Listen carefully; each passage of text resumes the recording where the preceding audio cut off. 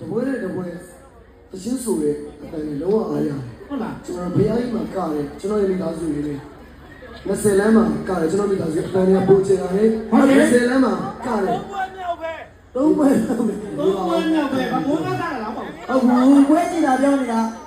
20လမ်းမှာကတယ်ကျွန်တော်မိသားစုဒီမှာကျွန်တော်ပထုတော်ကြီးမှာကတယ်ကျွန်တော်မိသားစုအတိုင်းနဲ့ပို့ပြီးတော့ကျွန်တော်မြင့်ပြီးတော့ပို့ချင်တာလမ်း20လမ်းကလည်းလာကြည့်တယ်နော်မိုးကြည့်တယ်နော်လာကြည့်တော့လေလမ်း20ပြည့်တယ်လာတယ်နော်တည်တယ်လေကိုမျိုးတွေမမှတ်မိပဲနေမလား